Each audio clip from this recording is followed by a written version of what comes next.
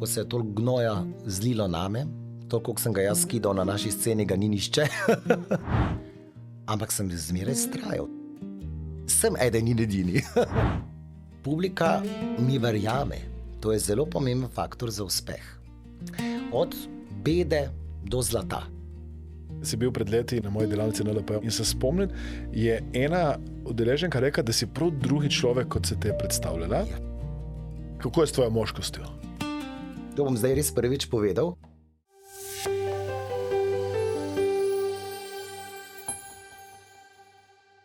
Lepo zdrav, dobrodošli v novi epizodi našega podcasta. Z nami je danes Damjan Murko, avtor, zabavljač, pevec in genij marketinga. Dobrodošel. Hvala lepa, zelo vesel sem, da sem v tvoji družbi, ker lahko povem nekaj, kar še do danes zagotovo nisem. Začniva s tem genijem marketinga. Kako si ti ustvaril tak brand, da te praktično pozna vsa Slovenija? Ja. Jaz moram povedati, da je bilo v tistih časih 20-22 let nazaj, ko sem jaz začenjal, je bila profesija takšna, da so mediji ustvarili zvezde, za isto ihto so jih čez 2 leti odvrgli, ker so potrebovali nove obraze, intrigantne osebnosti, ki bodo polnili časopise. Pri meni so se malo ušteli. A ne, tudi 2 leti sem bil jaz nastavljen, se so mi to tudi povedali potem uredniki. 2 leti si bil nastavljen, ampak nekaj si imel, da te publika ni spustila. Jaz mislim, da je mene pravzaprav, kakorkoli pravijo, recimo so te ustvarili mediji. Ne, ustvaril sem se sam. Publika me je pa obdržala. Da sem danes tukaj, kjer sem si pravzaprav desetletja želel biti. V čem misliš, da si ti drugačen od tistih, ki so že pozabljeni? Imel sem svoj plan, imel sem svojo strategijo, tega nisem dal vedeti, seveda. Katerokoli zgodbo smo kdaj producirali v medije, sem za ekipo zelo dobro premislil, kdaj jo bomo dali, zakaj jo bomo dali med ljudi, in vse so padle na plodna tla. Seveda sem naredil napako, logično, v vseh teh letih. Ampak danes mogoče več ne bi naredil to, kar sem naredil pred 10 leti, se pa je izkazalo za dobro, ker če bi bilo to slabo, me danes ne bi bilo tukaj. In jaz mislim, da je ta strategija, ki sem jo jaz imel od začetka svoje kariere, da sem ločeval zasebnost od poslovnega življenja, me pripeljala do tega, da se danes ljudje pravzaprav več ne sprašuje, kdo kaj je Damjan Murko, ampak vedo, kar delam, in me ravno zaradi tega še zmeraj pokličejo na nastop oziroma me imajo radi. Priznam pa, da sem se pa bal tega preskoka, ko bo ljudje enkrat začeli vedeti, aha, Damjan Murko pa ve, kaj dela. In kdo se zdaj komu smeji konec meseca, ne? Torej, ljudje so se ti smejali. Seveda. To pa je bila v resnici neka zelo premišljena strategija, ki si jo zbral sam. Ja, absolutno sam. Velikokrat so me domači spraševali, logično, a ti je tega treba? A ne, ker mi moramo vedeti, da od začetka tudi ni bilo nekih bajnih zaslužkov, a ne? Jaz sem čutil, da enkrat nekaj bo ratalo in sem vztrajal. In kot neka skala pravzaprav, sem vedno bil tisti, ki sem drugim nudil oporo. In ker so bili drugi, seveda ob vsem tem, kaj se je meni dogajalo v karieri, tudi prizadeti, a ne? Tudi jaz mogoče kdaj pa kdaj, zato ker sem idiota, nič ne prizadane. Sem jaz drugim držal štango in sem rekel, sej bo. Nikoli ni noben mene vprašal, kako sem se jaz počutil ob tem. Ampak želel sem pokazati svojo hrbtenico in vedel sem, da nekoč bom lahko živel od tega. Torej, na začetku, ko si začenjal, so bili drugi prizadeti in tudi ti občasno, in ti si jih tolažil. Kljub vsemu, da so tebe napadali, Seveda. si ti rabo domači tolažiti, ker so bili prizadeti zaradi tega, kar so o tebi govorili. Kaj so govorili o tebi na začetku? Ogromno je bilo slabega. Ne? To da ne znam peti, pa da... Veš, kako je bilo? To je bilo takole, da je pravzaprav prišlo do teh osebnih zadev, se pravi tudi do groženj, tudi da, če ne boš nehal, vemo, kje živiš in tako naprej. Ne? Se pravi, mene ni bilo tega strah. So pa bila takrat še pisma, spletne strani, kamor se je izlila ta gnojnica, takrat še ni bilo toliko teh influencerskih zadev, ampak se je znalo tudi kako pismo dobiti na dom in seveda so bili starši v negotovosti, ne, tudi prestrašeni. Moram pa povedati, da tudi takrat, to bom zdaj res prvič povedal, ko sem kandidiral za predsednika države, ne vem, če se ti tega spomniš, takrat je zmagal Borut Pahor in sem vedno v intervjujih povedal, da imamo dosti skupnega z gospodom Paharjem. Ne? Vsak na svoj način dela PR, če pa zdaj le pogledamo, pa niti ni tako zelo... Sta si podobni. Jaz sem takrat tudi zbral dovolj podpisov, seveda je bil to štos, ampak jaz sem zbral takrat dovolj podpisov, da bi lahko prišel na listo, potem sem odstopil. In takrat me je poklical sin, sedaj žal, jaz vedno rečem, že pokojnega, tega Zopico, a je bil Kramberger, Krambergerja. In je rekel, Damjan, daj razmisli, kaj delaš, zato ker takšne in drugačne zgodbe o tebi krožijo in se širijo, da nas je pravzaprav strah, da mogoče ne bi prišlo do kakšnega atentata. Jaz sem se seveda temu smejal, ampak sploh se nisem zavedal, koliko sem jaz za neko sredino lahko tudi nevaren. Ta klic ti je pol prepričal, da si odstopil? Ne. Sam sem se prepričal, sem rekel, jaz nočem biti še en kloven v poplavih vseh teh klovnov. Je pa še tudi nekaj res, kakorkoli se sliši. Moji cilji so večji, kot pa biti predsednik države, kot pa sedeti v parlamentu. Želim biti slišan na drugačen način, tudi drugačno sporočilo želim predati ljudem. Pa tudi ne vem, če bi se mi finančno izplačalo biti v parlamentu. Odlično. Ko si začel, si rekel, da si imel neko idejo, neko vizijo, da nekoč to bo nekaj iz tega ven. Povej mi, kako si to vedel? Notranji glas pa tudi tako je, da sem na nastopih imel publiko zelo naštudirano. Točno 2 sekundi sem vedel, komu kaj reči, koga mogoče pustiti pri miru, ker moj namen se je zabavati. Moj namen je, da se ljudje smejijo meni, mojim štosom, moji interpretaciji, da se seveda vsi skupaj zdaj smejimo vsem tem mojim. Jaz rečem talentu, ker to je talent, da lahko ti preko svoje vizije, preko svojega načina izražanja pristopaš do ljudi in do medijev. In da si še zmeraj po več kot 22 letih številka 1 na svojem področju. Čutil sem, da bo, vztrajal sem, ker pri ljudeh sem pa zmeraj vzbudil neka občutja. Pozitivna ali negativna, o meni se je govorilo. In jaz sem rekel, da je, če nekdo na tej točki, kjer se že od začetka kariere ne pustiš ljudi ravnodušnih, nikogar ne pustim hladnokrvnega, kjerkoli se pojavim. Sem rekel, pa ni hudi, da čez nekaj let lahko to preraste vse meje. In je. Mislim, to, kar si rekel, drži. Torej, ljudje te imajo zelo radi ali pa te ne marajo. Tako, ni sredine. Tako, je ali toplo ali hladno, nekaj mlačnega pri tebi ni. Tudi ne bi želel. Ker raje vidim, da recimo zdaj na koncertih prihajajo ljudje, pa pravijo, pred 10 leti bi dal vse, da ne prideš. Danes pa me prosijo za avtogram. In jaz si to štejem pravzaprav v čast, da sem edini, ki sem pravzaprav prepričal domala vso publiko, vso nikoli ne prepričaš, tudi je ne bi želel.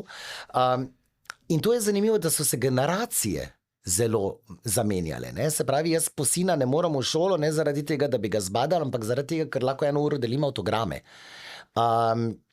Se pravi, generacijsko se je vse spremenilo od mojega prvega hita Srečen, ker sem moški, po katerem sem res postal znan in ga še zdaj poznajo. Moramo vedeti, da jaz tudi nisem pevc. Jaz se ne tentiram kot pevca, ker marsikdo je užaljen, če jaz rečem, Damjan Murko je pevc. Seveda imam zdaj po vseh teh letih predispozicije, imam posluh, znam biti točen, nekaj dam seveda od sebe, ker moj biznis je vseeno glasba. In jo imam zelo rad, seveda. Je pa res, da se je v vseh teh letih še zmeraj izkazalo, da sem boljši igralec kot pevc. Ampak to je paket, ki ga ti pri enem glasbeniku, ki ga pokličeš na neko praznovanje ali pa na koncert, ne dobiš.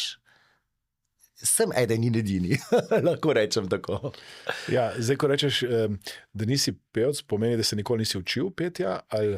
Jaz imam predispozicije, jaz sem 6 let glasbene šole, bil sem tudi v pevskem zboru, kratek čas sicer, ampak se pravim, tale zadeva, ki pa je mene pravzaprav prepričala, da sem odrski človek, je pa priznana dramska šola Barice Blenkuš, to je bilo pa 4 leta študija, najprej v Mariboru, potem nekaj v Ljubljani, kako pristopati do ljudi, kako se gibati, kako dihati, kako človeka prepričati v nekaj, In mislim, da sem tam potegnil kar precej zanimivih stvari za odrsko prezenco. To je zelo pomembno, če se greš na en tak resen biznis iz tega delati pravzaprav. To šolo si naredil takoj na začetku? Ali... To je bila srednja šola, približno drugi letnik. Takrat sem že nastopal, ampak še daleč od tega, da bi bil tako zelo samozavesten, sem pa zmeraj, to pa je zanimivo, kazal to samozavest. Mogoče nisem bil tako zelo samozavesten na začetku, ampak jaz sem takoj videl, da če pa nisi, se lahko hitro najdejo tisti, ki ti glavo odsekajo, sploh če ti štrli iz množice, se to je jasno. In takrat sem bil tako zelo, kot sva rekla, prepričan sam vase, sem pa vedel, da nadgradnja bo pa zmeraj potrebna. In zato sem rekel, da mi vsak nasvet, če je kompetenten seveda, ali pa kritika tudi, če je kompetentna, absolutno, pride prav in iz tega vidika sem lahko potem črpal svojo vizijo, svoje videnje, kako bo moja kariera približno potekala. Seveda se spotakneš, ampak zmeraj je bila publika tukaj, ki mi je pomagala vstati na noge. Je bil kdo na začetku, ko jaz se spomnim mojih začetkov kot predavatelj, je bila ena taka mala skupina ljudi, ki so takrat verjeli vame, bolj kot sem jaz verjel. Je kdo pri tebi takrat bil na tistem pravem začetku podpornik? Vztrajaj naprej, ali si bil v resnici sam? Čisto začetka, jaz mislim, da so starši tisti, ki ti izdajo zelo velika krila pa popotnico, pa stari starši seveda. Načeloma pa bolj kot ne sam, sploh potem, ko se je toliko gnoja zlilo name, toliko, koliko sem ga jaz skidal na naši sceni, ga ni nišče. Ampak je prav, da sem ga. Ker zdaj je poplava talentov. In poplava resničnostnih šovov, vse to je bilo zmeraj. Jaz sem vse zavračal. Nikoli v doben resničnostni šov. Nikoli v nekaj, kar bi me vsaj za sekundo postavilo v nek scenarij, za katerega jaz nisem predvidel, da se bo to zgodilo. Se pravi, to je ta moja pot, katero imam jaz začrtano. In poznam eno novinarko, ki se zelo vztrajno hvali, jaz sem ustvarila Damjana Murka. Ne, ustvaril sem se sam. Samo očitno sem jaz bil edini, ki sem vas ves čas vlekel za nos, da ste vi imeli občutek, da ste ustvarili ta lik, v resnici sem ga pa ustvaril sam. Ker Damjan Murko na odru in Damjan Murko doma, to je popolnoma drug človek. Rad se pa igram, rad tudi zmagujem v tej igri in nikoli nisem ošaben, žaljiv ali nesramen do ljudi. Velikokrat pa ignoriram, če začutim, da je moje dostojanstvo ogroženo, to je pa jasno. Kaj se mora zgoditi, da je dostojanstvo ogroženo? Že pri prvem pristopu vidim, a je to medsebojno spoštovanje. Jaz sem, je rekel enkrat gospod Pahor, sem zato, da se šalimo, ne pa da se žalimo. In to je ena popotnica moja, ki jo kar malo ukradel od njega, mi je zelo všečno, moram priznati. Rekel si prej, da si naredil nekaj napak na tej poti. Seveda. Kaj misliš, so bile glavne napake, če bi začel še enkrat znova, jih ne bi ponovil? Mislim, napake zdaj, ko gledam za nazaj, se mi zdi, da je vse, kar se je zgodilo, je prineslo pravzaprav nekaj pozitivnega, ne? Ker sem znal to obrniti sebi v prid. Ampak v tistem momentu sem se pa mogoče usedel, ne vem, bile so neke napol gole slike iz Turčije, nič konkretnega, ampak dovolj, da je bilo. Pa sem rekel, joj, mogoče pa tega res ne bi bilo treba, ne? Takrat so me ujeli paparaci, ne?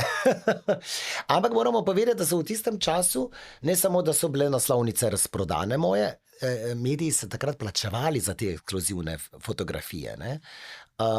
Tako so tudi meni je takrat, skoraj da na začetku moje medijske poti, ne toliko glasbene, ampak medijske, prišlo pravzaprav vse prav. Sej takrat ni bilo denarja, jaz sem potreboval za svoj razvoj, za snemanje, to tudi ni bilo poceni, neke finance, ker jaz sem to financiral vse sam. Prvo pesem Starši, potem pa vse spote, vse sam, nisem imel nekega velikega menedžerja, ki bi skrbel zame, nisem imel nekih financ, kot sva rekla, da bi lahko, ali pa bogatih staršev, ki bi mi lahko mogoče pomagali. Vse sem sam. In na to sem ponosen. Bravo. Ko rečeš, da si vse sam financiral, kdaj si dobil prvi resen denar, oziroma kako so začeli ti uspehi finančno se kumulirati? 10,000 $. To se spomnim. Nastopil sem nekje na Štajerskem kot mlad fant. Pravzaprav jaz sem prepričan, da za sok pa za klobaso. Da takrat še sploh ni bilo, se kaj nismo pogovarjali. In takrat jaz vem, da se je meni, mislim, to je ena taka hvaležnost. To je ena taka ena taka stvar, ki ti pove, da te nekdo res ceni, da ti da denar za to, kar delaš. In mogoče je bil res ta preskok v mojih mislih. Kaj pa, če bi jaz mogoče vseeno, kdaj prosil koga, če kdo želi za to plačati? Začetki so bili klavrni, ampak koliko hočem povedati, koliko mi danes, recimo, da se spomnim tega dogodka izpred 25 let, koliko mi dejansko meni denar pomeni. Jaz cenim denar, ker vem, kako ga zaslužiti. Ni bilo zmeraj lahko, tudi danes ni, tudi jaz dam vse na nastopov od sebe, kot da je prvič ali zadnjič. In tudi, če imam po 5-6 nastopov na dan, še zmeraj pridem na zadnjega, kot da je moj prvi. Jaz cenim ljudi, ki si želijo, ki si me želijo, seveda pa pričakujem tudi od njih, da je obratno, ne, da tudi oni mene spoštujejo. Sam to, da dava pod napise 10 storjev, mislim, da je 40 evrov približno. Danes? Približno 40 evrov. Ja. Ampak meni je to pomenilo res, res veliko. Sploh, da je kaj dal, a ne? Takšni so bili začetki. Ko so rekli, dali bomo te v reklamo, dali bomo na plakate in meni je bilo to čisto dovolj, da se po tisti vasi začne govoriti o meni. In potem, kako se je zgodil ta preskok, da si pa dejansko začel za vsak nastop računati? Koliko let je bilo vmes? Ker če prav razumem, pri 15 si začel, ali kdaj? Pri 17 sem posnel svojo prvo pesem, 17-18. Potem sem začel nastopati po teh občinskih dvoranah, kot gost na koncertih drugih izvajalcev. V srednji šoli smo pa imeli prireditev Živilko poje. To so bile vse srednje šole in je bilo to v dvorani Tabor v Mariboru. Seveda je bila razprodana in to ni hecne. Jaz sem takrat stopil na oder, zapel, točno se spomnim, da z nastopom nisem bil preveč zadovoljen, vsi vemo zakaj, ker intonančno sem pa že bil toliko dober, da sem vedel, da to ni bilo dobro. Ampak sem takrat dobil drugo nagrado. Nisem nikoli zmagal, druga nagrada, prva je bila torta, pol veš, kakšna je bila druga nagrada, ne? Ampak publika je govorila samo o mojem nastopu. In že takrat, se pravi, je to 2., 3. letnik srednje šole, sem jaz začel razmišljati, jaz pa bi mogoče lahko to počel tudi kot posel. Tako da jaz nisem nikoli, pravzaprav so bili določeni izleti, ampak da pa bi zelo, zelo kaj drugega počel, kot pa to, pa me nikoli ni vleklo, nikoli nisem počel. To, kar si ti rekel, se mi zdi zanimivo, da ali te imajo ljudje radi, ali pa te nimajo radi, govorijo pa vsi o tebi. Torej, ko imaš nek koncert, nek nastop, kaj misliš, da je ta razlog, glavni razlog, da si tako viralen, da dejansko ljudje rečejo, wow, jaz sem bil na koncertu Damjana Murka. Kaj misliš, da je? Jaz mislim, da je to odrska prezenca in da se ne bo slišalo prenapihnjeno, ampak ta intelekt, ki mi zelo hiter, ti klikerji, ki pravim, rabim 2 minuti, da vem, komu kaj rečem, da me to dela posebnega. Ker moj nastop je šov, moj nastop ni samo petje, seveda temelji. Ker ko jaz rečem petje, pa da nisem pevc, ne smemo pa pozabiti na eno dejstvo, da moje pesmi na YouTubeu dosegajo več milijonske oglede. Največ je recimo Martina 6 milijonov ogledov za eno Slovenijo, realnih. In lahko vprašamo otroka vrtcu ali pa 90-letno gospo ali poznam Marcino, bo zagotovo znala zamrmrač, če druga ne.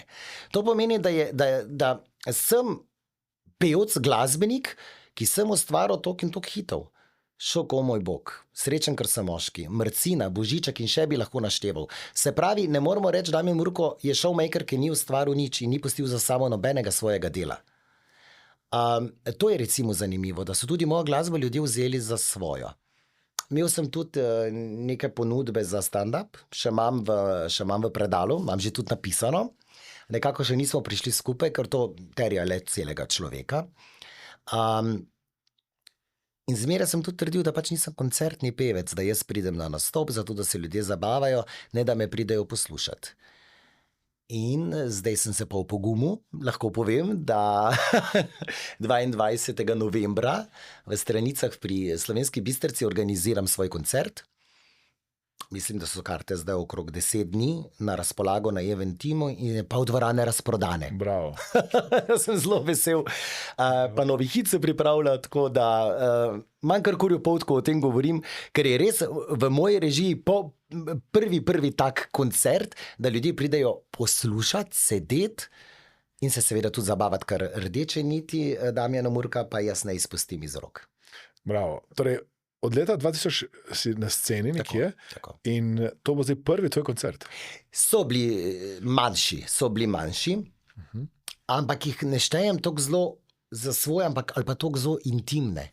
Ker zdaj se je enih toliko zgodb nabralo v moji karieri, da je želim kot neko retrospektivo skozi moje pesmi, skozi moje življenje, skozi mojo kariero, pokazati ljudem, kaj sem občutil, kaj še danes občutim. Da gre recimo od čustev pa do smeha, pa do solz, pa do hihitanja in vse želim imeti na tem koncertu. Ker nekako čutim, da bo bolj ekskluziven, kot pa da bi ga zdaj mogoče delal po celi Sloveniji. Nikoli ne reci nikoli. Imam tudi neke ponudbe po gradovih, se pravi, to je tudi zanimivo, kako lahko ti lik Damjana Murka postaviš na fantoščino, na poroko ali pa koncert na gradovih. To je recimo zanimivo, kje vse vidijo mene in kje vse nastopam. Seveda ne izbiram, seveda me najprej zanima logično, ne za koga, ampak bom čisto iskreno povedal, ne nastopam na tovornjaku. Recimo, se je že zgodilo, da imam zdaj prav v pogodbi, da pa mi je to nespoštovanje organizatorja do artista. Seveda grem na veselico, seveda grem med ljudi. Ampak prioriteta pa je, da tudi naročnik spoštuje določene stvari, se nimamo nekih velikih želja, ne? Pa nekih pogojev, ne? Se nismo svetovne zvezde. Ampak gre pa za to, da je pa prav, da imaš neke osnovno prepričanje, kje in kako nastopaš. In tovornjak mimogrede odpade. Tovornjak odpade. Si že imel kdaj povabilo, da bi nastopil? Ja, sej sem že in od takrat sem rekel, zdaj pa pogodba. Kaj je bilo na tovornjaku takega? Na tovornjaku, to so, včasih imajo na teh veselicah, ne postavijo odra, ampak pripeljajo en tovornjak in potem pač band igra gor in ti tudi nastopaš na teh tovornjakih, ne.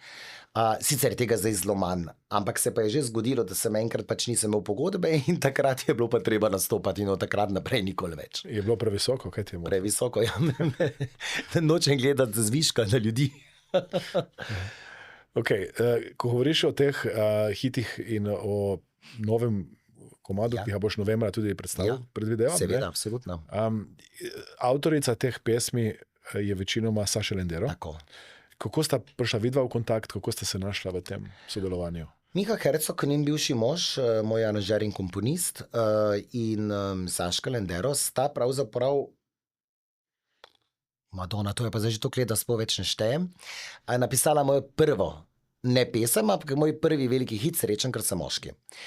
In jaz sem prišel z njima, skupaj smo nastopali, večkrat smo se že srečevali, jaz kot mlad pevec, ona seveda kot velika slovenska zvezda. Se mi pravzaprav ni prosil, če bi želela zame narediti. In jaz mislim, da sta tudi ona dva mogoče takrat začutila, z tega fanta še nekaj bo, ne po glasbeni plati, ampak po tej moji karizmi, ne? Ker to imaš ali pa nimaš in jaz mislim, da jo imam. In takrat sem jaz rekel, napiš komad, da sem jaz srečen, ker sem moški. In me Saška tako pogleda in pravi, ampak ti nisi ravno utelešenje moškega, ne? Čisto iskreno. Se rekel, vem. Ne samo to, jaz sem to pesem pel v krznu, kar pomeni, da bo še večji šok. In res ona je napisala lepo balado, Srečen, ker sem moški. Ampak iz te balade sem pravzaprav jaz naredil spet že od začetka, recimo blagovno znamko, se o tem je govorilo in ljudje pravzaprav niso popolnoma dojeli, kako lahko zdaj en fant, takrat sem bil star, ne vem, 20 let, poje. Prvič, da je srečen, ker je moški, drugič, ni definicija seksi moškega, recimo, ne, z nekimi mišicami, pa izklesan, pa šarmanten, pa tako naprej, in potem povrhu vsega še pride na odro s krznom. Ampak to je to. To je to. Takrat sem jaz že pravzaprav začutil. To je to. In obstaja prav en festival je bil, se ne spomnim kater, ker sem bil samo na enem, televizija je tole predvajala. In takrat se je na internetu najdel prvi moj posnetek, ko sem jaz to pesem pel in je nekdo takrat snemal s telefonom, zelo star telefon in zelo star posnetek. In je ves čas so fantje zraven govorili, ne morem verjeti, kdo je ta fant, ne morem verjeti, daj to na splet. Se pravi, takrat sem jaz videl, ljudje govorijo o meni. In na koncu se je govorilo o meni. Deva tem še nekaj o tej moškosti, ker Saška je tako utovira, si rekel, sam to priznavaš. Kako je s tvojo moškostjo? Hvala, je v redu. Zaenkrat še. Jaz sem od začetka svoje kariere bil zelo dvoumen. Zelo sem igral na določeno karto. Kot sem prej rekel, rad se igram, rad zmagujem. In publika mi verjame. To je zelo pomemben faktor za uspeh. Od začetka mi je verjela še bolj. In mogoče sem šel kdaj v kakšne ekstreme. Se mi zdi, da nikoli čez rob. Ampak še zmeraj toliko, da sem pustil ljudje v dvomih. Ljudje morajo biti v dvomih. Ker ko več ne bodo, takrat se več o tebi ne bodo spraševali. In ko se nehajo spraševati, se nehajo govoriti. In to je posledično začetek konca, tega pa nočem. In vedno vržem kakšno kost, zaglodanje, napadem ob velikih projektih, recimo nove pesmi, novi plošči ali koncertu, potem se pa znam tudi za nekaj časa umakniti. Ampak ne pozabi ljudje na mene. Ker vemo ljudje, ki so se pač omaknili, recimo pevke, ali to bilo recimo porod, ali pa recimo glasbeniki, ki ob prvem potencialnem nehitu spodletelo in več nikoli niso našli poti do publike. Jaz sem seveda imel tudi pesmi, ki mogoče niso bile tako zelo uspešne, ampak sem zmeraj vztrajal, seveda. Jaz mislim, da je to pravzaprav ključ tudi do tega, do interpretacije, do tega, kako se ti kažeš pred publiko in kaj ti želiš z svojim načinom dela in z prezenco pokazati. Sem prepričan, da jaz nikoli nisem dajal vtisa pravega, močnega in srečnega moškega, ampak sem jih za svojo močno vizijo pravzaprav celo to prepričal. Torej ljudje verjamejo danes, da si ti srečen, ker si moški. Jaz pravzaprav seveda sem. Že zaradi tega, ker imam najboljšo ženo na svetu, zaradi tega, ker je moj zdaj 13-letni sin zelo ponosen name, a ne? Ampak to je vse za 4 stenami. In prav je, da je tako. Otroka ne kažem, ga ne izpostavljam, ga pa ne skrivam. Seveda pokažem, normalno sem ponosen starš, on se tudi zaveda, da je otrok javne osebnosti, ne želim ga pa Bog ne daj za svojo promocijo ali na kakršen koli način izpostavljati. Pa da se vrneva še na začetek, ko sem jaz spoznal mojo sedanjo ženo in je takrat največ je bilo ugibanja, tudi v moji spolni usmerjenosti in tako naprej. Jaz takrat sploh nisem želel priznati, da imam takrat že dekle, punco, kakorkoli. Midva sva takrat že živela pravzaprav skupaj. In takrat so mediji izbrskali to novico, da jaz živim z žensko. Jaz nisem nikoli izrabljal ali jo želel na kakršenkoli način izpostavljati, zato da bi utišal govorice. Ne, meni je bilo to del posla. Del množične kulture Slovencev, konc koncev. Torej, nekateri ljudje skrivajo svojo homoseksualnost ali pa recimo istospolno usmerjenost. Ti si celo želel ljudi prepričati v to, ali pa jih ravno to karto, in hkrati, ko si imel možnost, da bi to vrgal, nisi tega izkoristil. Ne. Morda je bil pravzaprav, ko so govorili o tem, kaj bi pa spremenil, vidiš, zdaj pa sem jaz prišel na eno idejo. In takrat ravno, ko je bilo največ ugibanja vsem tem, sem se jaz poročil. Medijem sem seveda povedal, da se bom poročil, ker to pač nisem mogel skriti, in takrat je bilo to največji medijski dogodek. Ne leta, ampak lahko rečem še vnaprej. In tam pravzaprav ni bilo uredniške hiše, ki ne bi pokrivali tega dogodka. No, to pa bi spremenil. Če bi se dalo mogoče na poroke ravno medijev, ne bi imel jih tudi vabu, nisem, so prišli sami, da se razumemo.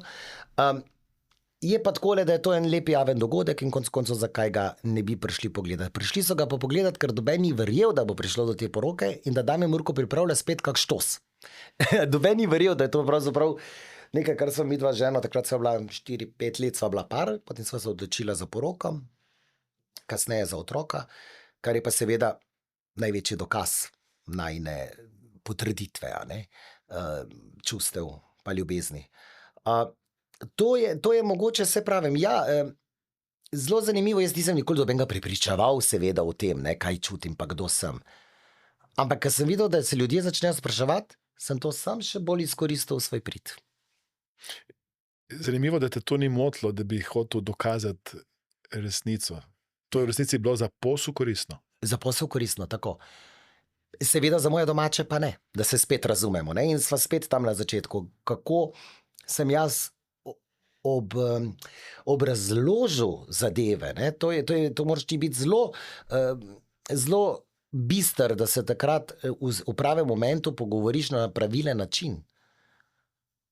Ker napadanja so bila, ne fizična, ampak seveda verbalna. Verjetno so se ljudje tudi spraševali, in tudi moje, ne, doma, kako, tudi kaj mu je tega treba. Jaz sem imel svojo strategijo in je pripeljala do sem. Kako si doma jih potolažil? Si rekel, to je dobro za posel, zaupajte mi. Ja, sam nikaj dosti pomagalen. Takrat niso nič verjeli. Niso verjeli, da je to dobro za posel. Niso verjeli, da je dobro za posel, ker takrat, od začetka se še pravzaprav, kot sem povedal, niso obračali neke velike finance. In zato je tudi ni bilo dojemljivo, kako čez zdaj ne, kaj bo šele čez 10 let, lepo te prosim. In se spomnim, da so me ljudje vsake 5 let spraševali, kaj boš pa delal čez 5 let, kaj boš pa delal. In zdaj sem 22 let tukaj. Govoriš ljudje domači? Ali... Tudi domači, pa tudi drugače. Ne? Se rekel, ok, zdaj si neka vroča žemljica, kaj boš pa delal, ne? Kaj boš pa delal. In jaz sploh nisem imel nobene druge možnosti, kot pa to, kar delam še danes. Nisi imel rezervnega scenarija? Ne, nikoli. Nikoli nisem, druga ne znam, druga ne čutim. Rad imam ljudi, rad se družim, rad se smejim, rad se med ljudmi in rad nasmejem druge. Si imel kdaj v teh 22 letih trenutke, ko si imel manj povpraševanja, si razmišljal, da se nekaj dogaja s tem poslom? Manj povpraševanja ni bilo, edina pomislek je bilo ob rojstvu sina pred 13 leti, da bi se omaknil. Ker jaz sem vedel, kaj to vse lahko otroku prinese, kaj to vse potegne. Sploh potem vrtec, šola in tako naprej. Ampak se mi zdi, da sem res imel to srečo, da se je takrat profesija Damjana Murka zelo spremenila, iz posmehovanja do spoštovanja. In zdaj, ko reče moj sin, da je moj sin ali ko slišijo priimek, pravzaprav ga imajo še raje zaradi tega. Ne? Ni nikoli nobenih negativnosti zaradi priimka. Mislim, da je prav, da je ta preskok nastal, me pa je bilo strah, ko bo, da me ljudje več ne bodo imeli tako zelo radi. Ampak sem se uštel, tukaj sem se pa zmotil. Tukaj pa je pravzaprav popularnost iz leta v leta rasla. Zdaj, ko govoriva o popularnosti, kako meriš to popularnost? Zadnjič mi je moj producent rekel, a se ti sploh zavedaš, da imaš največ nastopov od vseh slovenskih bendov in pravih artistov oziroma pravih pevcev. Sem rekel, da ne, da je to moj vsakdan pravzaprav, da jaz sploh ne razmišljam o tem, imam tudi srečo in privilegij ta, da jaz celo noč ne nastopam, ne? Da jaz lahko nekje oddelam in grem potem na drug nastop in spet na drug nastop in dam seveda 100% od sebe. In zato jih lahko toliko naredim, recimo. Ne? Zelo rad delam, ne morem reči, da je garaško delo, zna pa biti tudi psihično kdaj zelo naporno. Mogoče se bo to smešno slišalo, ampak nikoli se nisem predstavljal, kako zelo naporno zna biti, ko te imajo vsi radi. Se pravi, jaz na nastopih ne doživim negativnežev, ne. Seveda, nekdo ima manj rad, ampak mogoče tudi ne pristopi, ne. Ker ljudje so zdaj že vseeno toliko inteligentni pa razviti, kar se tiče mentalnosti, vsaj upam, da če ti nekdo ni všeč, veš, da čez pol ure tega človeka tam več ne bo in pač pogledaš v stran. Če pa že kdo kaj poskuša, pa ostane odprtih ust in na koncu pride do mene, mi da roko in reče: Murko, vsaka čast za to, kar si ti nam teh pol ure ali pa 40 minut dal. Ne, so zelo preskoki in zame, jaz si to štejem v čast, da nekoga ne vsiljivo, ampak z svojim nastopom prepričam v to, da pravzaprav si želijo še. Kako je to pol zate naporno, če te imajo radi? Rabim čas zase, ne, raj grem s prijatelji v tujino, Zakaj s prijatelji? Zaradi tega, ker se pustimo en drugemu dovolj manevrskega prostora, da grem sam na kavo. In spit kavo, brez da te kdor opazuje, ko dvigneš šalčko, opazovati drevesa, ali pa objema drevo, brez da te kdo čudno gleda, ali pa da se sprehajaš po ulici in da si lahko ti. To zelo rabim, je pa res, da sem iz silu že leta 2 uri sprehoda na dan, čisto sam. To pomeni, ko spim, ko sem s prijatelji, ko sem s familijo, vedno sem pa 100%. Rabim pa čas zase. Ščepiti s sončnimi očali na 2-urnem sprehodu in razmišljam predvsem, kako naprej. Ne po poslovni poti, ampak predvsem se mi zdi zelo pomembno, da ohranim to čustveno distanco, ki je zelo pomembna, ker jo ti moraš imeti. Hkrati pa še zmeraj moram biti tako blizu, da se z menoj identificirajo, to pa je pomembno. In sam z svojimi mislimi pridem včasih do momenta, ko rečem, kako naprej, nazaj nočeš, naprej mogoče več ni stopničk, ampak vedno pridem znova do tega, da si pa tega ne bom dovolil, da mi pa zmanjka idej, da mi pa zmanjka, razen zadnjo lahko reče publika. Publika pa zmeraj odloči, če te še želi, se za koga delamo, če ne za ljudi. Res je. Kdaj greš na ta sprehod? Zjutraj, zvečer? Zvečer, zmeraj zvečer, ko pade mrak. Razlika je tudi, recimo spremljam razliko med Štajerci, ali pa recimo Ljubljančani ali pa Gorenjci. Štajerci smo bolj odprti, tako bolj prejemljivi, bolj tudi se pridajo slikati, pa to ne.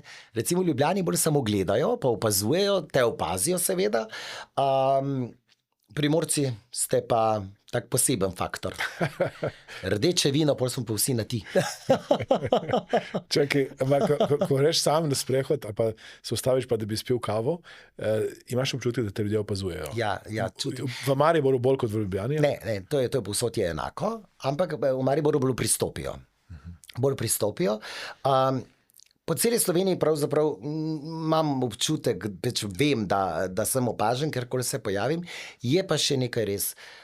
Da ne želim za svojo pojavo v zasebnem času vzbujati kakršnokoli dodatno pažnjo na to, da sem tam, ampak se pač temu ne morem izogniti. Velikokrat se pa zgodi, da pogledov več ne opazim. Pa me recimo drugi, če so kakšni prijatelji z mano, pač povejo, da so pa ljudje čisto dol padli, ko pridemo v kak lokal ali pa karkoli. Ampak mogoče je dobro, da tega več toliko ne opazim, ker sem, kot sem rekel, del posla in me pogledi več toliko niti ne motijo, potrebujem pa čas tudi brez tega. Se kdaj zgodi, da imaš trenutek, ko te pa zmotijo? Dejansko, ko imaš nek fokus. Ker enkrat sem poslušal intervju z Cristianom Ronaldom in je rekel, da edina stvar vsega tega njegovega uspeha, ki ga moti, je prav to, da nima trenutka zasebnosti. Zdaj, on je res svetovna zvezda. Ne? Ti se lahko umakneš recimo v tujino, on se nima kam skoraj umakniti na tem planetu, vendar še vedno razume, da to je del posla in izbira ta posel, kljub temu, da ima še neke negativne mogoče posledice. Kateri posel pa nima negativnih posledic ali pa pozitivnih? Vse smo vsi na istem vlaku pravzaprav, ne? Pravzaprav bi jaz rekel, da je naš posel celo privilegij, ker si lahko sami določimo čas, določimo delavnik. Jaz imam rad to profesijo, ki jo opravljam v Sloveniji, na tak način, da se lahko prosto gibljem, da sem med ljudmi. In ne bi želel drugačne profesije, ne glede na to, da so nekje drugi boljši pogoji, ne glede na to, da je večji denar, me sploh ne zanima in se ne vidim v tem. Tukaj, kjer sem, lahko delujem s to profesijo na tak način, kot sem si ustvaril pred leti v mislih. In tako želim nadaljevati. Ne bom rekel napredovati, zaradi tega, ker jaz pri sebi ne čutim, da bi lahko napredoval v nekaj, kar so določeni izzivi, ampak ni pa nekega napredovanja, da bi rekel, da je to moj življenjski cilj. Želim še pa to, ali pa da bi grabil neki zlo. V mojem življenju se je vse tako lepo prepletlo, da sem mogoče tudi poslušal kak nasvet. Recimo Zmago Jelinčič Plemeniti mi je dal veliko nasvetov, še danes se redno slišiva. On je eden izmed teh, pa pazi politikov, ne? Pa vsi vemo, da je on tudi popolnoma druga tirnica, kot pa to, kar sem promoviral jaz, da se razumemo. Ne? Oni gre čisto po drugih kanalih do ljudi. Zmeraj je rekel, Murko, ti nekaj imaš, poslušaj me, iz tega bo nekaj ratal. Pa ne samo on, tudi takrat sem delal, ne vem, če se spomniš, Duo Platin, ki sta tudi zmagala na EME, takrat šla na Eurosong, tudi pri njima sem veliko snemal. Saška Lendero seveda. Zelo smo prijatelji, moram reči, še zdaj med seboj s temi ljudmi. So mi pisani na dušo, na kožo. Zasebno seveda, da se znamo tudi sprostiti, ampak načeloma velikokrat vprašam te ljudi za nasvet, še danes. In so mi zmeraj pravilno svetovali. No. A imaš kakšen nasvet, ki ti ljudje dajo tebi, da bi ga delil s publiko? Ja, seveda. Vsi pademo. Vsi smo kdaj na tleh.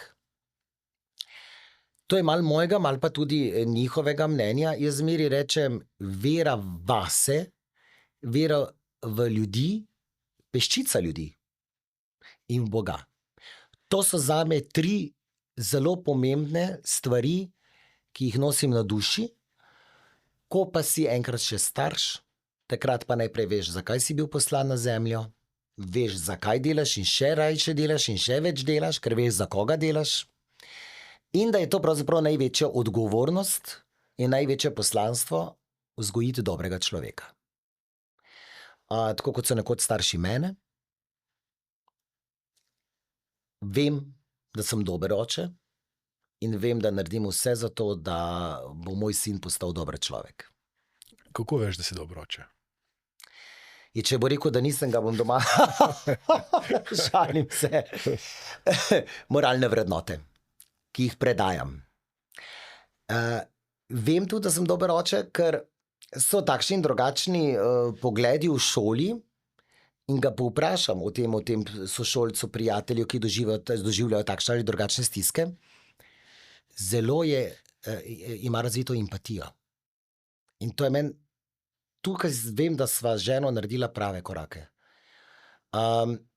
Vidim, kako se postavi na katero stran, kako razmišlja, kdaj recimo se tudi postavi sam zase, kdaj recimo komu v razredu je neprijetno se postaviti za koga, on pa zmeri tam, ko ga potrebujejo. Se zaenkrat skriva bolj po kotih, ampak ko pa pove včasih argumentirano neko stvar, no takrat se pa vidi, da je moj. Mu znaš postaviti tudi meje? Ja, jaz bolj kot žena, ker večina je za ženo seveda, ne? Jaz veliko delam, žena je doma. In jaz mislim, da moj ne je zelo razumljiv in moj ne tudi obstane. Ne, dokler se določene stvari seveda pri njemu ne spremenijo. Kar se pa žene tiče, je pa ta ne bolj ohlapen, si ga ne more tako zelo, a pa ve, da jo bo recimo obrnil. Saj tudi mene poskuša, pa kdaj seveda. Tudi popustim, pa se stopima, ne?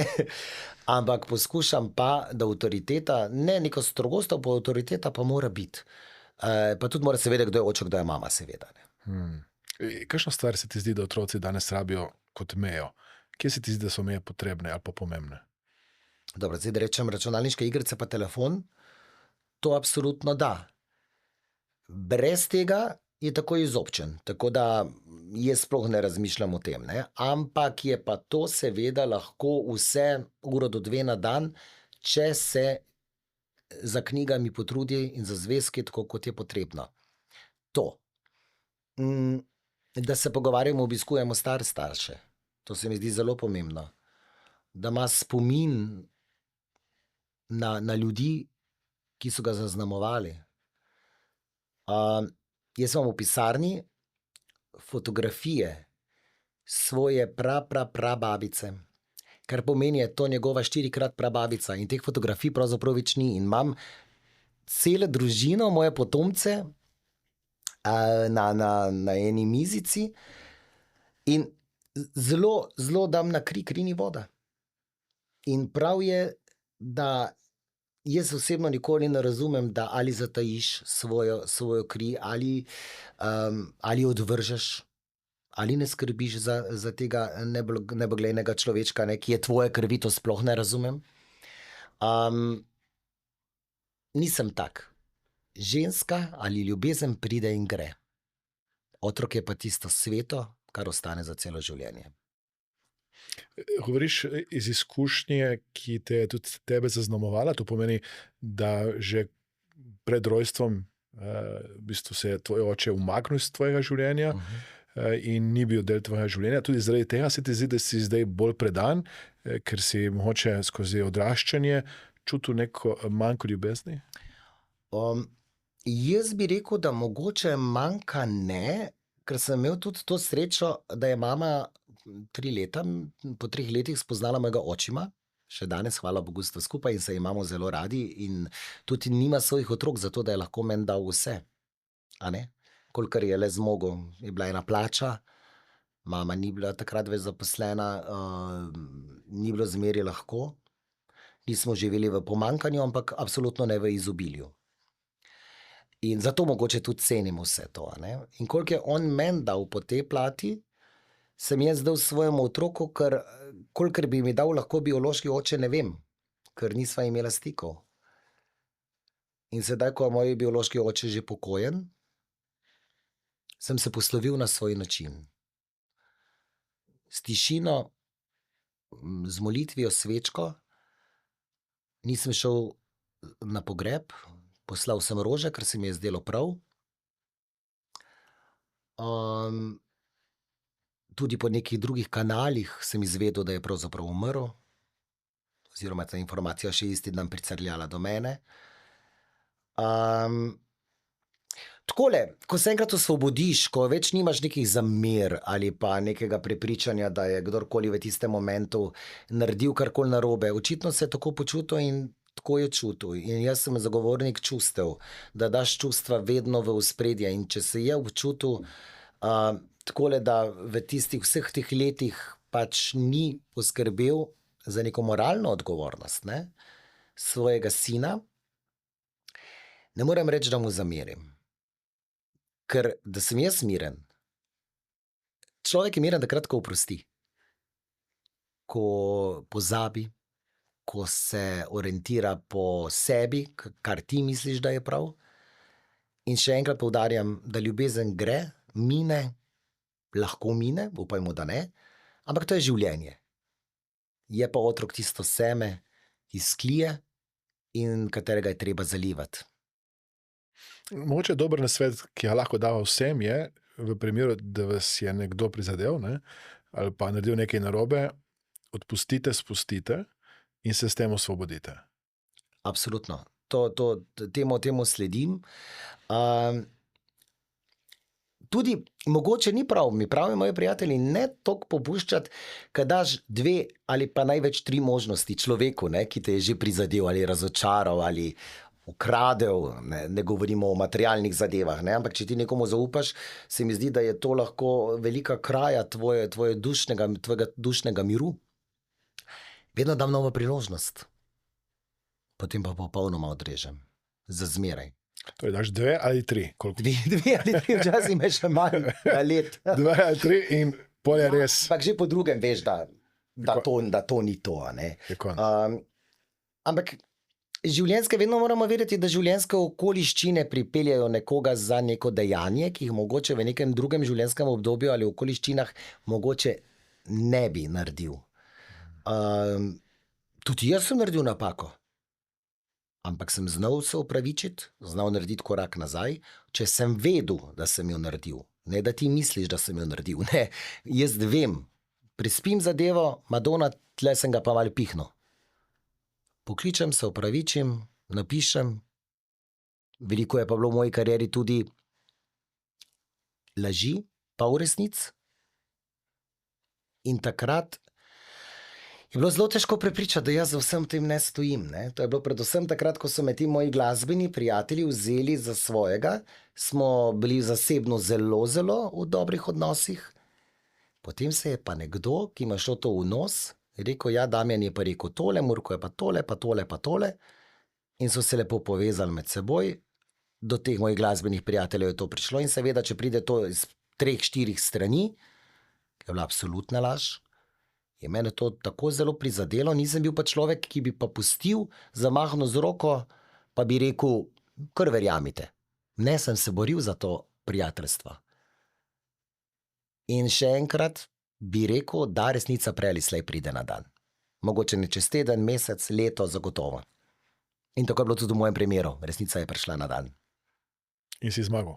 Zmagal.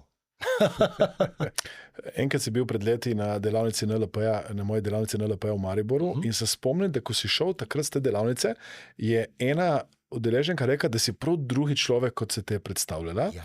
In da tudi ta del, ali pa ta verzija tebe, ki jo zdaj poslušamo, ima ogromno zadat. Zakaj se ti zdi, da ta lik, ki ga daš na odru, res daje nek smeh, energijo in tako naprej. Ta drugi del, ki ima tudi ogromno zadat, pa se ne toliko izpostavlja. Ker ga skrivam, ker ga ne želim dati ljudem. Ker mislim, da ni potrebe. Ker če bi dal tega pravega Murka na plano, popolnoma in zmeraj, kaj mi še pravzaprav ostane za družino? Kaj mi pa ostane zame? Zakaj bi se razkrival? Rad imam podcaste, kot je ta. Zato, ker ni odvečnih provokacij, zato, ker se lahko pogovarjava, kot da sva na kavi. Včasih rečem, da ne maram, da se me na tak način odpira. Ampak glede na to, da se že leta poznava, sem popolnoma pozabim, da sediva pred kamerami. In mogoče to pravzaprav od mene ljudje tudi malce želijo, pričakujejo, nikoli pa ne naredim nekaj, kar bi lahko popolnoma razkrilo mojo pravo identiteto. Ne čutim potrebe po tem, da bi jo moral. Sponzor tega podcasta je Mastermind Akademija. Vabljeni na delavnice, kjer boste z novimi znanji in orodji lahko spremenili svoje življenje. Z očetom ste se 2-krat videla v živo. 2-krat, 3-krat, ja. Ja, in si opazil kakšne podobnosti med njimi? Jaz sem čist mama. Jaz sem gene pobral, Bogu hvala, po mami. Mama je tako nežna ribica, jaz sem vodnar. Rečem krsotica navzven in navznoter. In mislim, da sem bolj po mami. No. Tudi vizualno sva si zelo podobna. Mama. Si želiš, da bi tvoj sin postal tudi estradnik, da bi pel, da bi nastopil? Ne, Bog ne daj. Ne. On pri Sokiju igra bobne. Je v genih, je melodičen, ga poslušam, ampak je to zelo trd kruh. Karkoli bo, ga bova seveda ženo podprla, ampak ni vse zlato, kar se sveti. In zato, ker je sin Damjana Murka, še ne pomeni, da bo imel kakršnokoli podporo, ja, ampak kakršnokoli privilegij zaradi tega v tem svetu, ki je vse prej kot dober, ne? To je zelo krut svet. In ne nekten boj za obstanek. Danes si, jutri te ni. Tega se je treba zavedati. Seveda bi imel podporo, ampak da bi si pa jaz prav želel ali ga pa usmeril na to pot, bolj ne kot ja. Deva nekaj o tem trdem kruhu in delu. Koliko pravzaprav ti delaš? Rekel si, da imaš največ koncertov ali pa nastopov v Sloveniji od vseh pevcev. Koliko nastopov imaš na leto? Poprečno? Na leto ne vem pa, da je bil rekord prejšnje leto, ena sobota 7 nastopov. To je bil pa rekord. Imel sem srečo, da je bilo lokacijsko tudi izvedljivo. Jaz ne vozim, imam šoferja. In zelo eksakten, zelo čustveno stabilen, ker to zraven mene tudi mora biti. In ga na nastopih sprašuje, pa kako ti zdržiš, ne? Damjan pride vedno tako nasmejan in je rekel, ne boste verjeli, v avto je ponavadi tišina. In se ne pogovarjava. Zato, da se jaz nafilam, da se očistim energije in da spet novo energijo sprejmem nase. To si bil ti rekel, prosim, ne govoriva. Začutila sva. Ja, začutila sva, da je takrat čas mogoče za regeneracijo. Je pa tako, recimo, Nastopi mi veliko dajo. In še danes, po vseh teh letih, sem tako vznesen, da govoriva tudi o tem, kako je bilo, koliko mi je publika dala, koliko sem jaz dal publiki, kakšna vrsta je bila za fotografiranje, kako me niso spustili in tako naprej. Včasih pa je tudi mogoče samo ena oseba, ki ti pa lahko veliko vzame, čeprav se ti tudi zelo, zelo trudiš, pa ti potem dobene finance pa honorar ne pomenijo toliko, koliko ti je lahko oseba vzela, ne? Kaj oseba lahko naredi, da tebi vzame nekaj? Kaj naredi, recimo? To je energetsko. To so energetski vampiri, pa ni niti nujno, da so na nastopu, se to vsi poznamo, ki delamo z ljudmi. Lahko je 5 minut pogovora z nekom, pa veš, kam pa stati somoli. Pa ni treba, da je ta oseba zelo nesramna ali pa da te recimo ne mara. Ampak neka nadutost, to mi gre zelo na živce. Ali pa nek tole samohvala. Od tega jaz sploh ne maram. Jaz raje kaj zamolčim, kot pa da bi se hvalil. Saj moje delo pove samo zase. Torej, imaš zagotovo enih 100 koncertov na leto? Ja, zagotovo. Več. Zagotovo 100. 100 sva rekla premalo. Premalo? Ja, zdaj sem malce v matematiki sem slab.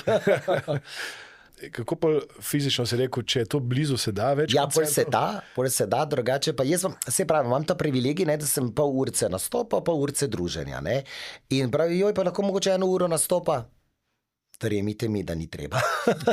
Ker ravno to druženje, smeh, ti moji štosi, jaz rečem, zabava, fotografiranje, to ljudem ogromno pomeni. In to je vključeno v posel, v repertoar pravzaprav. Ne?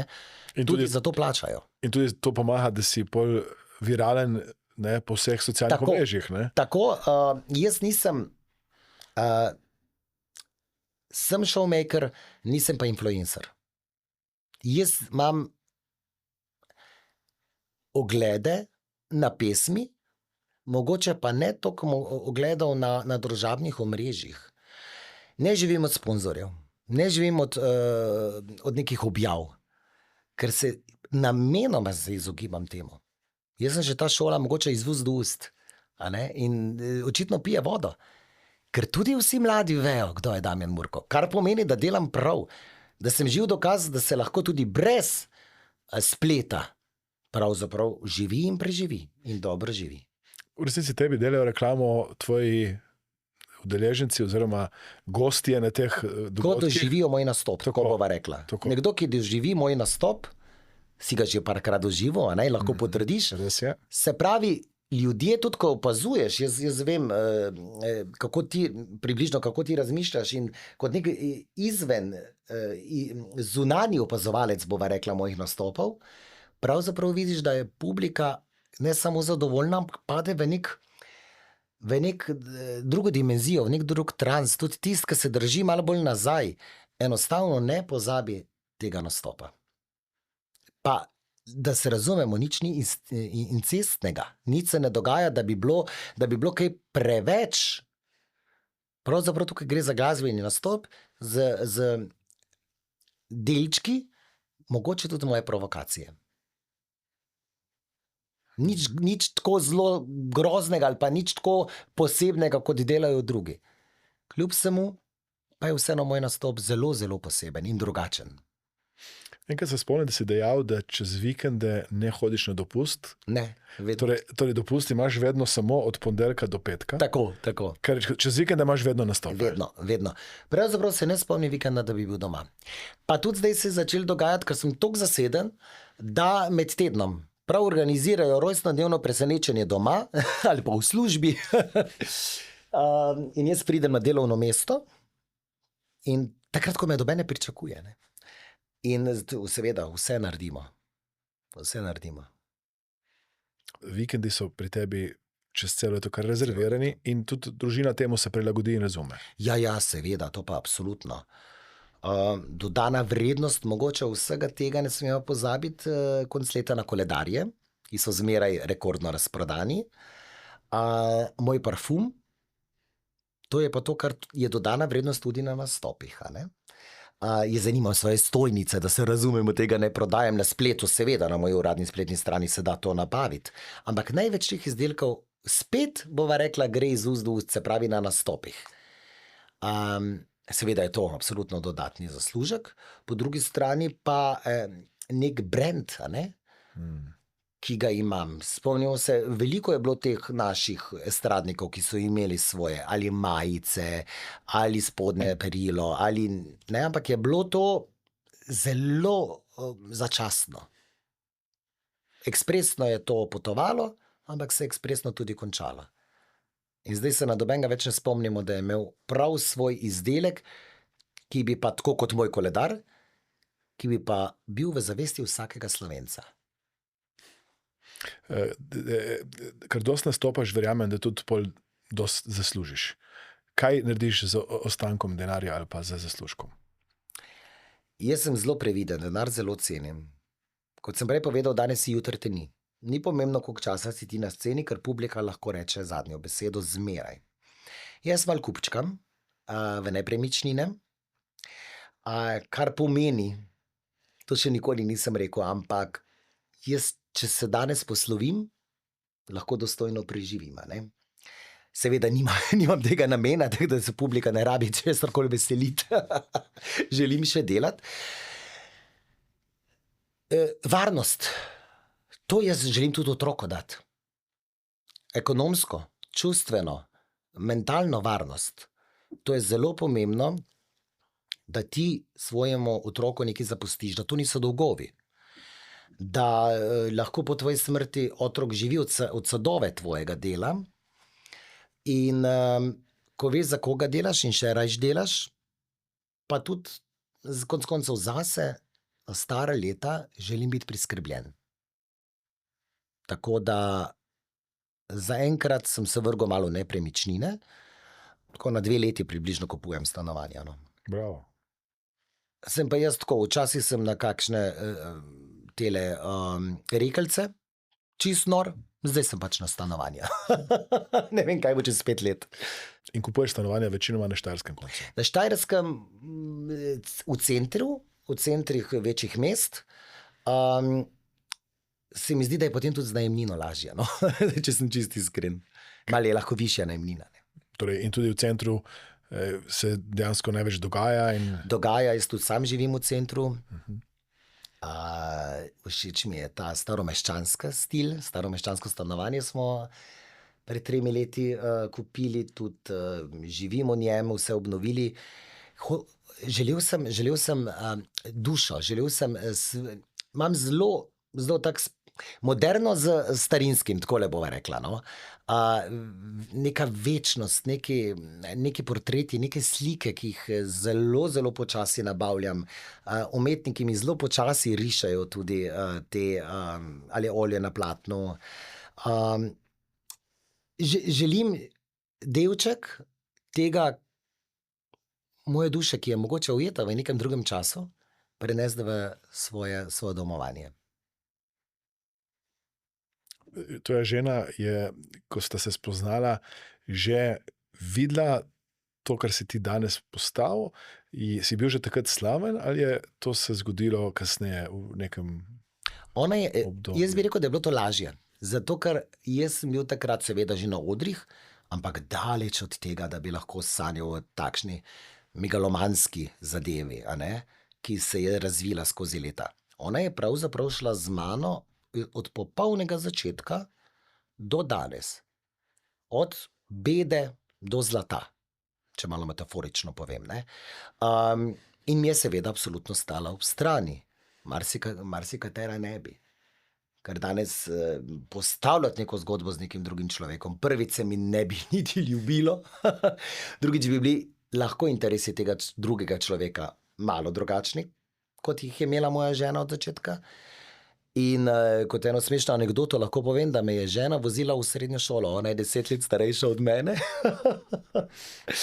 In pravzaprav ni imela nobenih ambicij drugih, kot pa enostavno srce in ljubezen. Ona je tudi povezana s tabo v tem duhovnem ali pa, ko se rekel sam, dušnem manifestiranju. Ja, vsak ne najde druge polovice duše. In jaz imam srečo, da sem jo našel. Ne morem reči niti, da sem jo dolgo iskal, glede na to, da sem bil takrat, ko sem se midva spoznala, oziroma 19 let, 18-19, potem pri 23 sva začela živeti že skupaj, 2 leti kasneje poročila, oziroma 3 leta kasneje poročila. Jaz sem vedel, da je to. Ona pa očitno tudi glede te razlike v letih, a ne,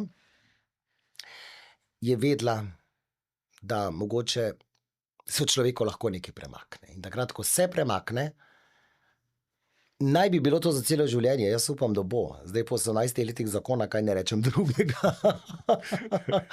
Je ona neka vrste tvoja menedžerka, ker vem, da ko smo te iskali za koncert, takrat smo se na njo obrnili in ona je tista, ki je postavila in ceno in pogoje. Ona je, jaz rečem, tajnica, ona se oglaša na telefone, menedžerja pa nimam, ker ga ne potrebujem. Zato, ker vse najprej ostane v družini, ne. Menedžer ureja nastope. Mene pa sami ljudje poiščejo. In je toliko tega, da ne vem, zakaj bi še s kom delil kakršnekoli procente, ker me ljudje sami poiščejo. Je pa seveda logično, da se jaz ne oglašam na telefone in da ona počne te stvari. Imam določeno ekipo, seveda. Imam rednega fotografa, imam snemalca, imam menedžerje, imam stilista, imam določene ljudi, ki mi pomagajo. Seveda je moja odločitev na koncu, kako zadevo izpeljati. Ampak na poziciji, na kateri sem, potrebujem skupino ljudi, ki mi pomaga. Je pa najboljše, da se ostane vse v familiji, vsaj kar se nastopov tiče, in za to skrbi žena. Bravo. Ker imaš toliko nastopov, rabiš tudi imeti veliko kondicije. Kako sam skrbiš poleg tega 2-urnega sprehoda za svojo kondicijo? Veliko kolesarim, pa psihofizična kondicija, to se mi zdi zelo pomembno. Nekaj časa sem malo želel tudi s konji, pa sem potem opustil to misel. Strah me je višine. In konj je ena takšna zelo vehementna žival, pa mi ni bilo preveč, me je bilo strah, no, me je bilo strah. Tako da sem opustil tole. Drugače pa kolo, sprehodi, teč ne znam. Pa samota. To je tudi kondicija, ki jo nabiram. Samota v naravi. Paziš, kar ješ, piješ? Ja, zelo. Ne jem mesa, alkohola zelo malo, ne kadim, redno se gibljem, dovolj spim, razen pred velikimi dogodki, seveda, ker terja to človeka. Ampak ko spim, ko delam, pa delam. In pazim, seveda, to je, konec koncev je to del posla. Ne glede na to, kako se ti počutiš v svojem telesu, kako te publika dojame. In domala na vsakem nastopu, ko so me videli pred 15-16 leti ali pa 20 leti, rečejo, pa ti se sploh ne spreminjaš. Vedno in po energiji in po izgledu nekako ostajam približno v tem smislu, tudi po razmišljanju. A ne? To sem jaz. Ne znam drugače. Kdaj greš spati, kdaj vstaneš? Okrog 12. Zdaj pa moram po resnici povedati, okrog 10 pa vstajam. 10 ur spim. Sem izreden zaspanc. Imam tudi ta privilegij, da ko se zbudim, me čaka zajtrk, kavica, žena zmeraj poskrbi zame. Redko kdaj rečem super, hvala, zato ker je postalo vse samo po sebi umevno. Ni pa prav, da je postalo. In zdaj vem, da bo žena to gledala. Hvala, draga Maja, za vse zajtrke in kavice in za vse ostale stvari. Kaj je tvoj tipičen zajtrk? Jajčka. Jajčka na mas. To skoraj da eno žitno kavo zraven, pol pa sestanki. Vsak dan se trudim tudi, da grem med ljudi. Enkrat med ljudi takole, da sem viden, zvečer pa, kot sva rekla, 2 uri sprehoda, da me ne vidijo. Očala in kapa. Očala in kapa, tako. V tem poslu je tudi dostikrat nekih substanc, Ja. ki jih ponujajo pevcem in kako se temu izogibaš, še posebej, ko gre za neke skupine ali pa druženja? Se spomnim, ni dolgo nazaj, je prišel en DJ do mene, pa je rekel, ma si zmatran, se rekel, da ne govori, moj 5. špil danes. Je rekel, no, pa si kaj vzel, a ne? Se pravi, od teh substanc. Pa spomnim, ne, zakaj? A zgledam tako, mislim, a je kaj narobe. Bom pravil, ne, ne boš utrujen, pa boš naspidira, ne, pa boš kar letel. Se reko, veš, meni pa to, kar daje tebi ta droga, je publika moja droga. In ki me dvigne, da letim. Mogoče je to moje prepričanje do svojega telesa, do zdravega načina življenja, zelo pomembno, da mi take ponudbe ne skurijo možganov do te mere, da pa bi mogoče poskusil. Pa bi rekel, če pa sem zdaj že od toliko ljudi slišal, da je to super, pa da je to dober, pa da to pije vodo, pa dobro, bom pa enkrat probal. Nikoli v življenju. Nikoli. Boš verjel, ali niti nič nisem pokadil. Nič. Nikoli. Bravo. Nikoli. Mislim, na štajerskem koncu tako rečemo doskrat, da je že alkohol v hlapi. Ja, v hlapi, ja. No, da kdaj ne popijem deci ali dva, če že poznam, bi se zlagal, ne? Seveda da. Pa se je tudi že zgodilo, da smo bili dobre volje. Ampak ne toliko, da bi škodil svojemu telesu do te mere, da več ne bi funkcioniralo. Če imaš recimo 7 nastopov v enem dnevu, če bi začel piti na prvem nastopu, bi do 7 niti ne preživel. Tako, in to je nespoštovanje do publike. Jaz moram biti zbran, jaz moram vedeti, kaj delam. Jaz moram dati 100% od sebe. A ne, publika od mene to pričakuje in jaz si tudi drugače ne dovolim. Ena stvar, s katero sem začela, pa bi rad, da je mogoče še izluščiva, to je, jaz se spomnim na nekem nastopu, ko smo te povabili in moj prijatelj se te je zaželel za rojstni dan, je ena oseba v bistvu bila negativno presenečena in je šla stran, ostali so pa neskončno uživali v temu. Ja. Kako si ti toliko močno sebi, da te ne prizadane, kot te nekdo ne sprejme? Ker veliko ljudi danes se prav točno tega boji, ker tebi uspeva dobro, ne naredijo koraka naprej, ker se bojijo, kaj si bojo drugi mislili o njih. In tako kot razumem tebe, če si mislijo nekaj slabega in je to medijsko podprto, si rečeš super za posel, to generira oglede in tako naprej in te ne prizadane ali pa se ne ukvarja s tem toliko. Oboje. Me ne prizadane. Seveda, da ne, zaradi tega, ker se mi zdi, da človek, ki z svojim delom nikakor ne škoduje drugim, nikakor ne posegam v njihov manevrski prostor, ne vsiljujem svojega lika, ampak ga dajem na razpolago tistim, ki ga želijo. In tako kot sem uvodoma povedal, je dovolj prostora, da se umakneš, če ti v nekem danem momentu nekaj ni všeč. Se je pa velikokrat zgodilo, da je na koncu ravno ta oseba pristopila do mene, pa je rekla, Madonna, si pa naredil žur, ne? Ne obremenjujem se s tem, seveda, če bi se pa s tem obremenjeval, kam bi pa prišel, ne? Pol bi pa se res zapiral samo med 4 stene, kar si drugi mislijo o meni, se ne obremenjujem in ne živim drugega življenja, živim svoje, ne sosedovega. In to je konec koncev tudi moj moto. Živi in pusti živeti, živi svoje življenje in ne sosedovega. In ti je potem mnogo, mnogo lažje. Velikokrat rečemo, je treba pomesti pred svojim pragom. Ampak jaz mislim, da ljudje, ki se izogibajo temu, da bi me enkrat doživeli, se pravzaprav nečesa bojijo. Ker jaz velikokrat ljudem postavim ogledalo. Velikokrat iz 10 minut pogovora z nekom vem, kako ga popredalčkati. Kje so njegove šibke točke, ne da bi jih izkoristil. Pa človeka ne poznam. Mislim, da sem kar dober psiholog. Ker tudi moraš biti v našem poslu.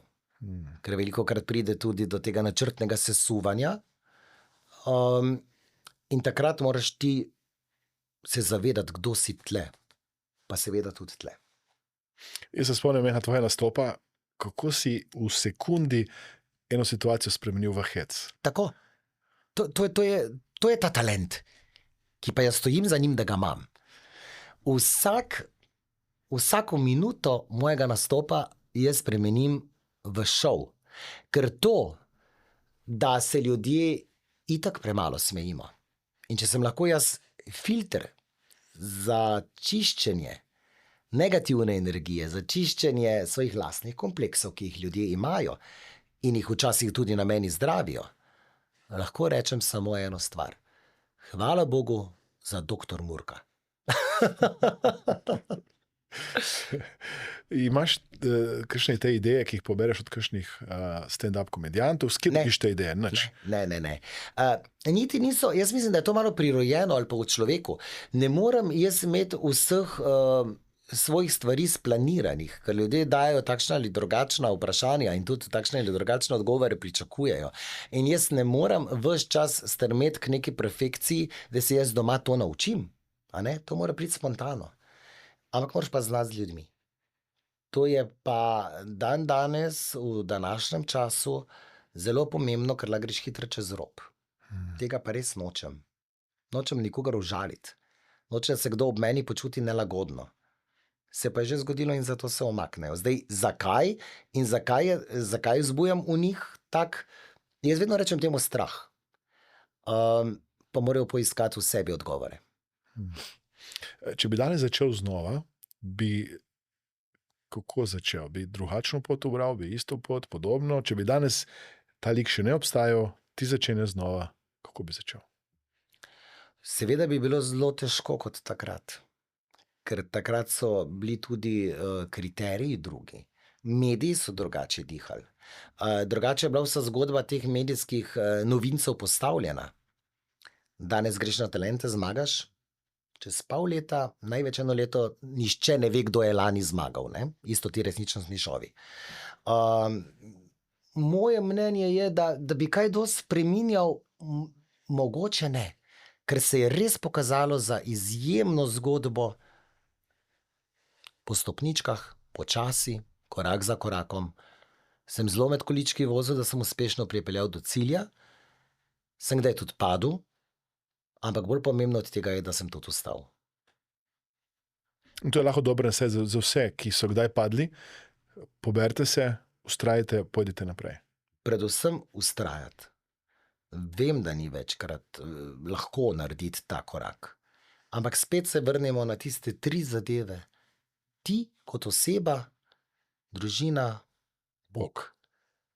Ja. Ki ga pa lahko nekdo vidi v naravi, nekdo v Jezusu, nekdo v Budi, nekdo v drevesu, nekdo v svojem otroku. Ti tudi poleg Boga objemaš tudi drevesa. Ja, včasih. Je to bi bila še pa dobra zgodba, potem za vnaprej. Mislim, narava mi veliko pomeni, to želim reči. Ne? Zdaj, da jih prav objemam, mogoče ne, ampak stojim pa kdaj pred kakšnim drevesom in neverjetno, da ti res to ljubi, da veliko. Energijo. Res je. Ja. Poskuste. ne, jaz to kdaj počnem tudi. Ja. So na istem. Ja. Čakaj, kaj bi rekel nekomu, ki se boji biti to, kar je v resnici in skriva neko svojo resnico? Glede na okoliščine, v katerih živimo, moramo vedeti, da ni lahko biti to, kar si. Predvsem pa to priznati. Bojimo se pogledov, bojimo se kazanja s prstom, bojimo se sočloveka, bojimo se soseda, bojimo se sami sebe. A ne? Ampak sem pa jaz optimist v tej smeri, da se to zelo spreminja. Z leto v leto se mi zdi, da ljudje bolj upajo priznati, da smo bolj drzni, da nam je bolj vseeno, kaj si drugi o nas mislijo. In mogoče sem bil komu tudi učitelj v tej smeri. Je kakšen nasvet, ki bi ga dal nekomu, ki čaka, da ga bojo drugi sprejeli in zato si ne upa živeti nekega svojega poslanstva? Podobno vprašanje, ki sem ti zdaj postavil, mogoče nekoliko drugače obrnjeno. Kaj bi svetoval nekomu, ki čaka, da bo jih nekdo drugi sprejel najprej in potem bo živel to, kar si želi živeti? Jaz bi rekel, da je pravzaprav narobe, da pričakuješ in čakaš, da te drugi sprejmejo. Ti sprejmi samega sebe. Živi, seveda pusti živeti in komaj takrat se bo ljudje odprli sami. Sami bodo pristopali. Vem, da sem zdaj lahko pameten, kaj meni to recimo uspelo. Ampak moramo pa vedeti še eno stvar, da nikoli si nisem niti v sanjah predstavljal, da bo ta preskok, ker sem se ga najbolj bal, to priznam, da bojo pa ljudje začeli dojemati, zakaj in kako jaz to delam in da pravzaprav delam to vse premišljeno. da sem zdaj že pravzaprav na tej poti, na nastopih še vedno, seveda je nekaj igre normalno, ker to od mene ljudje pričakujejo. Ampak je ta igra že toliko iskrena pravzaprav, da se nobenemu več ne zdi nič spornega in da sem skoraj že lahko to, kar pravzaprav sem. Vedno dam malce sebe v nastope, še zmeraj pa distanca, ne, da ljudje še malo zanima, kako in kaj. Tako da jaz bi tem ljudem svetoval ne čakati, biti to, kar ste, pa predvsem absolutno se ne obremenjevati z drugimi. Ne mnenji, niti z ljudmi, niti s pogledi, niti z načinom razmišljanja. Vzamite to od ljudi, kar vam pride prav. Kaj ne pa potegnite vodo. Deva še pred koncem povabiti vse poslušalce, gledalce na tvoj koncert. Rekla sva, kam ne grejo, kje ne kupijo karte. Se pravi 22. november, na stranicah Petrol prodaja karte Eventim. Ekskluziven koncert, Šok terapija, 22 let šok terapije, sem dal naslov. Slišali bomo vse moje največje uspešnice, skriti gost bo, Darje Gajšek pride zapet, ansambel Opev in jaz se zelo veselim tega koncerta, zato ker bo vse odpeto in odigrano v živo, kar je zame tudi velik, pravzaprav nekaj novega z celim bendom na odru. In kot sem rekel, zelo dobro se prodaja, polovica je že razprodano in so me ravno kar klicali iz tega prizorišča, da bomo najverjetneje delali 2 koncerta na isti večer. Zdaj 22. je kakšen poseben dan takrat? 22 kariere, 22. Wow. Ja, smo že hoteli dati potem ob 22 uri, pa bi bilo malo prepozno. Pa 22 sem tudi star, ne? Dame, je še kakšno vprašanje, ki bi ti bilo dobro, da bi ti ga postavil, pa ti ga nisem. Vse živo si me vprašal. Mislim, da smo vse povedala. Ja. Kaj bi bil tvoj končni zadnji nasvet publiki? Ena sklepna misel. Jaz si želim, da me poslušajo. Jaz si želim, da se ob meni, da imamo še mnogo let skupnih doživeti, mnogo let smeha, mnogo let zabav in hvala, da ste ob meni. Brez vas nikoli ne bi bil to, kar sem. Hvala lepa. Hvala tebi. Hvala, ker nas spremljate. Prosim vas, da se naročite na naše podcaste tako, da kliknete na gumb subscribe oziroma naroči se in s tem boste prvi obveščeni o vseh novih vsebinah, ki jih pripravljamo povsem brezplačno. Sponzor tega podcasta je Mastermind Akademija. Vabljeni na delavnice, kjer boste z novimi znanji in orodji lahko spremenili svoje življenje. Vabljeni, da komentirate, všečkate in tudi delite ta podcast, kajti s tem nam pomagate, da se dotaknemo večjega števila ljudi.